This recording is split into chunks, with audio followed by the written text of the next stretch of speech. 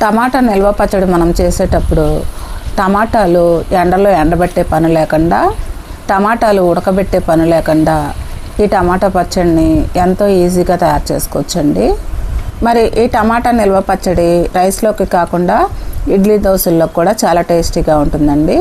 మరి ఈ టమాటా నిల్వ పచ్చడి చేసుకోవడానికి ముందుగా 1 కేజీ టమాటాలు తీసుకొని ఈ టమాటాలని శుభ్రంగా వాష్ చేసుకొని ఈ టమాటాలు తడి లేకుండా ఒక పొడిగుడ్డతో తుడిచేసుకోవాలి. ఈ టమాటాలని ఈ విధంగా నేను చూపిస్తున్నట్టు చిన్న చిన్న ముక్కలుగా కట్ చేసుకొని పక్కన పెట్టుకోవాలి. ఇప్పుడు ఈ టమాటా ముక్కల్ని ఒక మిక్సీ జార్లో వేసుకొని ఈ టమాటా ముక్కల్లో ఒక నిమ్మకాయ సైజు అంత చింతపండు తీసుకొని పుల్లలు పీచు ఉంటే తీసేసుకొని వేసుకోవాలి. ఇప్పుడు దీంట్లోనే 2 టేబుల్ స్పూన్లు కారం వేసుకోవాలి. దీంట్లోనే 2 టేబుల్ స్పూన్లు సాల్ట్, ఒక 10 వెల్లుల్లి రేకలు వేసుకొని ఇప్పుడు వీటిని అన్నిటినీ కూడా మిక్సీ పట్టుకోవాలి. ఇప్పుడు ఈ విధంగా మిక్సీ పట్టుకున్న ఈ పేస్ట్ని పక్కన పెట్టుకొని ఇప్పుడు స్టవ్ మీద ఒక ప్యాన్ పెట్టుకొని 1/2 కప్పు వరకు ఆయిల్ వేసుకోవాలి. ఇప్పుడు ఈ ఆయిల్లో కొన్ని తాలింపు దినుసులు వేసుకోవాలి.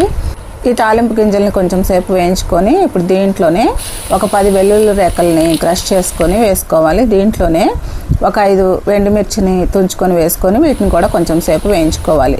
దీంట్లోనే కొంచెం కరివేపాకు కూడా వేసుకొని కొంచెం సేపు వేయించుకోవాలి. ఇప్పుడు దీంట్లోనే కొంచెం ఇంగువ కూడా వేసుకోవాలి. ఇప్పుడు ఇంగువను కూడా కొంచెం సేపు కలుపుకోవాలి. ఇప్పుడు ఈ పోపుని ఈ విధంగా వేయించుకున్న తర్వాత ఇప్పుడు దీంట్లోనే మనం మిక్సీ పట్టుకున్న టమాటా పేస్ట్ని కూడా వేసుకోవాలి. ఇప్పుడు ఈ టమాటా పేస్ట్ని కొంచెం సేపు బాగా కలుపుకొని ఇప్పుడు టమాటా పచ్చడి మీద మూత పెట్టుకొని ఒక 10 నిమిషాలు లో ఫ్లేమ్లో కుక్ చేసుకోవాలి. మూత పెట్టకపోతే ఈ టమాటా పచ్చడి అంతా కూడా బయటికి చిమ్మేస్తుందండి.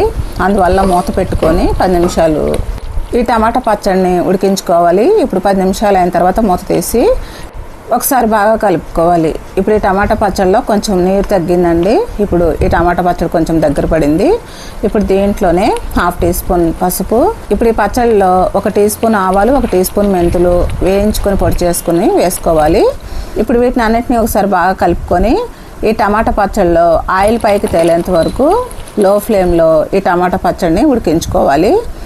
ఇప్పుడు ఈ టమాటా నిల్వ పచ్చడి ఆయిల్ పైకి తేలేంత వరకు ఈ విధంగా కుక్ చేసుకోవాలండి. ఇప్పుడు ఈ టమాటా నిల్వ పచ్చడి ఈ విధంగా కుక్ కావాలండి. ఈ విధంగా కుక్ అయితే సరిపోతుంది. ఇప్పుడు స్టవ్ ఆఫ్ చేసేసుకొని ఈ టమాటా పచ్చడిని కొంచెం చల్లారనిచ్చి ఒక గ్లాస్ జార్లోని నిల్వ చేసుకోవడమేనండి. మరి ఎంతో టేస్టీగా ఉండే ఈ టమాటా నిల్వ పచ్చడి రెడీ అయిపోయింది. మరి ఎంతో టేస్టీగా ఉండే ఈ టమాటా నిల్వ పచ్చడిని మీరు కూడా ఇంట్లో ట్రై చేయండి. Thanks for watching.